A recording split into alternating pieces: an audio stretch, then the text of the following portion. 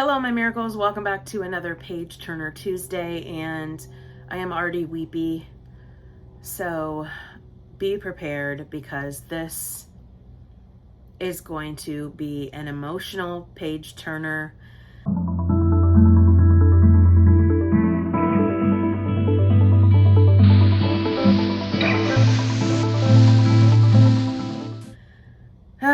We're going to talk about Kelsey Grammer's new book, Karen, a memoir, A Brother Remembers. I don't know if every one of you know, but I lost my brother to a motorcycle accident in 2008. And this book opened up a wound. And I laughed. I cried more than I laughed. But it was because of his wording and the guilt that he feels or felt.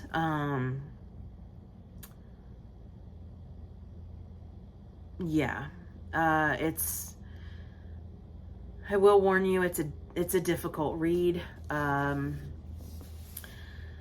Also, he does go back and forth a lot. He jumps all over the place. So if you ever seen Disney's Up with the dog character Doug, where he's like, squirrel, that's exactly like this book. And then he'll get really, really serious very fast. And it's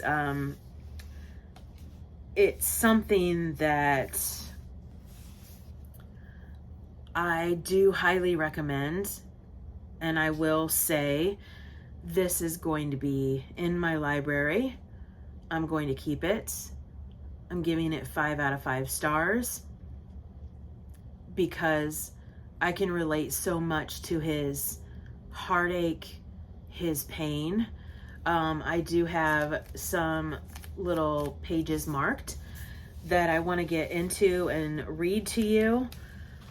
I may not get through it, but this book, if you've ever lost someone, whether it be to tragedy, just anything, if you've lost someone, this is a book that is something that you can read and cry with Kelsey, laugh. Yeah, it's just, it's a tough read, but I honestly, I feel better after reading it, if that makes sense. On page 61, he writes, "Forgive yourself. Forgive myself. That is still hard for me to do. Another reason to write Karen's story. Karen's story told frees me from mine, or frees me in mine. Free in my own story. Now isn't that something? I need to repeat an earlier confession, or rather expand on it. I am afraid of losing Karen. I am afraid telling her story sets her free and I will lose her again. It is extraordinarily selfish of me. I have already admitted that. But in addition, I have liked her nearby, close when I want her close, and all but forgotten in other moments of my life. And I am not proud of that. There are moments when I was running from myself. It turned out I was also running from her at the time, and perhaps this idea of being free in my own story is actually false. Freedom comes from living in every story that intersects my own. But then that raises an entirely different question." He also writes, "If I had known those days were among the last days I would see her, I might have marked them in a different way." He also writes this, which just really broke me. James Taylor was playing Fire and Rain. It broke me. I was singing the line out loud and just started to weep. It was Karen. I was pretty good keeping it bottled up back then, but music can break through anything. And that night my heart split. The simple truth, I always thought I would see Karen again.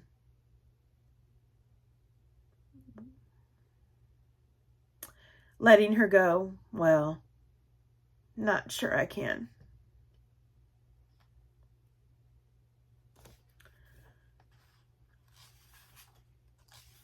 He also writes, to all those who have lost the hand,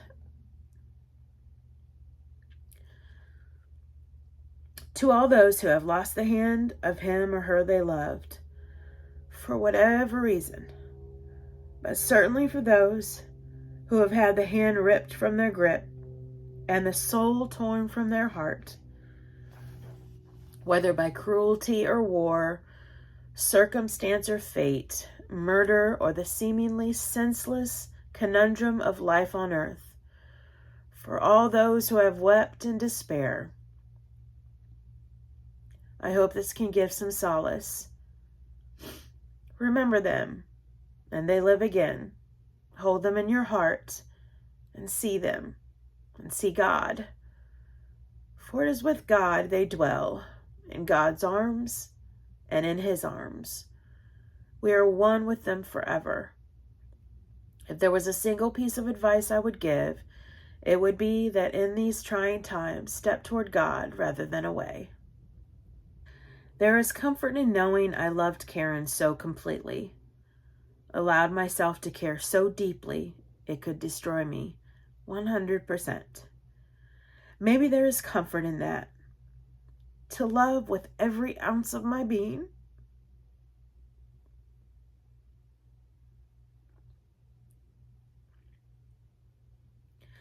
To prove such a thing is possible. Love without end.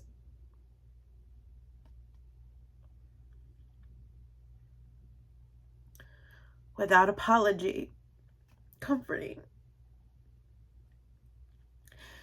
The pain that comes with it, natural. When it is lost or taken, agony. To those who know what I have known,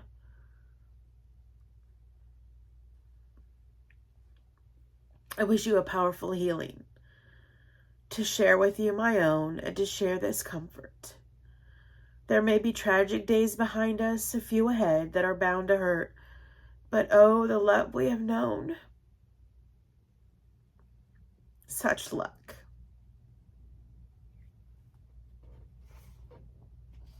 Told you I would cry.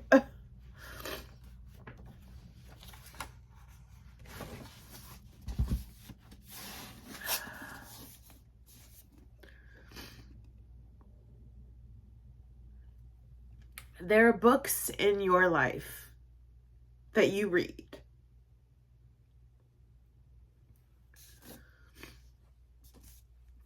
that they'll bring up really hard things.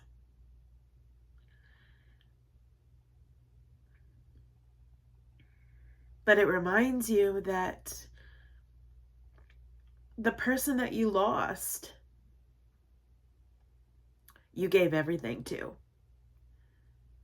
You loved 100%. And that's how I loved my brother. Unconditional, unwavering,